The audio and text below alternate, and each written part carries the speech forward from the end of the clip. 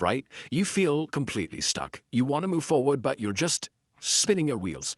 Well, what if I told you that the advice to just get motivated is actually the very thing holding you back? Today, let's break down why discipline, not motivation, is the real key to getting unstuck for good. Whether it's a project at work, a fitness goal, or something you're trying to build in your own life, we all hit that wall where the momentum just vanishes. Feeling stuck is totally normal. It's a universal human thing. So the first step is just realizing, hey, there's nothing wrong with you for feeling this way. But, and this is the crucial turning point, getting stuck is inevitable. Staying stuck, that's a choice. It really all comes down to a fork in the road we face, and we often don't even realize we're at it. The choice is, do we wait around for the right feeling to show up, or do we decide to act anyway? So what is it that keeps us in that stuck state? Well, more often than not, it's something I like to call the motivation trap. We're all waiting for this perfect, magical lightning bolt of inspiration before willing to do anything at all. And this really gets to the heart of the problem. See, motivation isn't a skill you can learn, it's a feeling. And just like any other feeling, it's flaky, it's unreliable, it's an awesome guest to have at your party for sure, but it is a terrible foundation to build your dreams on. Because the second things get a little difficult or uncomfortable, that feeling is gone.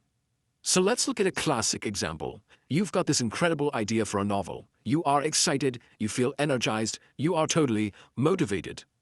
And then it happens. You hit a chapter that's tough to write, the words just stop flowing, and poof, that feeling of motivation is gone.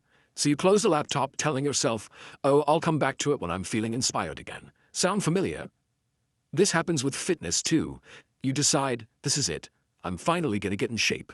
You buy the new workout gear, you make a killer playlist, and you feel that amazing surge of motivation to change your life. But then, after a few weeks, the scale isn't moving as fast as you'd hoped.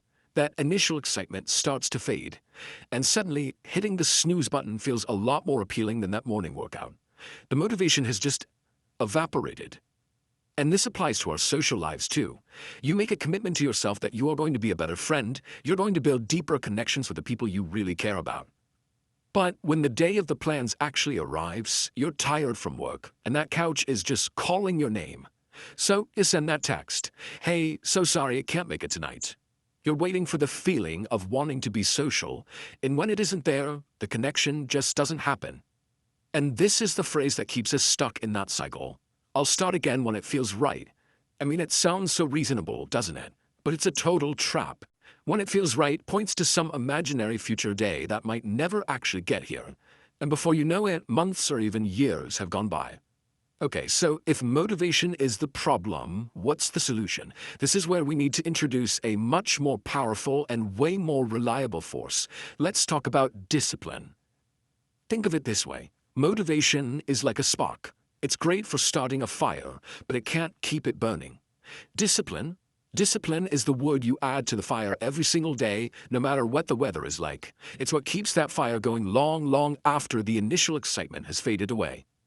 Just look at the difference here.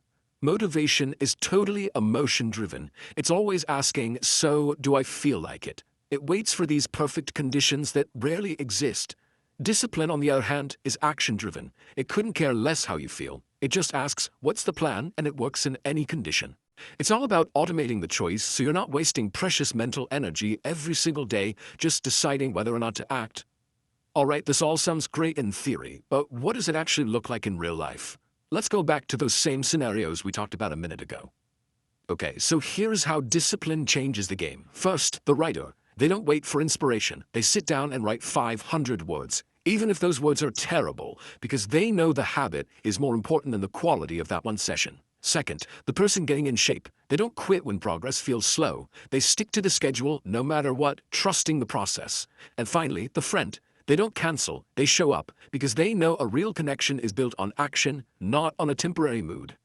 Now, it is really, really important to be clear about this. Discipline is not some magic pill that makes you feel like doing hard things. Not at all. You will absolutely still have days where you're tired. You will still have moments where you desperately want to quit. The only difference is that you show up anyway. That's it. That's the whole secret. So how do we start building this muscle? Because it is a muscle. It's not about trying to overhaul your entire life overnight. It's just about taking that first, small, disciplined step. And this is really the core idea of this whole thing. Real lasting progress isn't made in these short, intense bursts of motivation. It's made in the quiet, unglamorous, sometimes boring act of sticking to your commitments, especially on the days you would rather be doing literally anything else. And that brings us to the final question, and this one is for you. Forget about next year or even next month. Just think about this week. What is one small thing you will commit to doing, regardless of whether you feel like it or not? Because that right there, that's where your progress begins.